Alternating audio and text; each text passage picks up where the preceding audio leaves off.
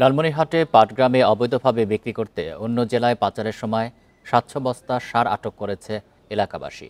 দুপুরে উপজেলার বাইপাস সড়ক এলাকায় এই ঘটনা ঘটে।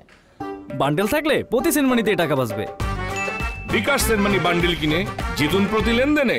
স্থানীয়রা জানায়, উপজেলার শ্রীরামপুর ইউনিয়নের সার ডিলার ফারুক হোসেন সরকারি বরাদ্দের সার অতিরিক্ত দামে বিক্রি করতে ভ্যানে করে বিভিন্ন খুচরা বিক্রেতার কাছে পাঠাচ্ছিলেন। বিষয়টি টের পেয়ে স্থানীয়রা সারগুলো আটক করেন। খবর পেয়ে পাটগ্রাম থানা পুলিশ ঘটনাস্থলে পৌঁছে ৭০০ বস্তা সার জব্দ করে। পরে সেখানে যান উপজেলা নির্বাহী কর্মকর্তা উত্তম কুমার দাস। বিষয়টি তদন্ত করে এর সত্যতা পাওয়ায় ডিলার ফারুক হোসেনকে ৩০,০০০ টাকা জরিমানা করা হয়। জব্দ করা হয় সার ইউনিয়নের কৃষকদের মাঝে বিতরণ করা হবে বলেও জানান উপজেলা নির্বাহী কর্মকর্তা।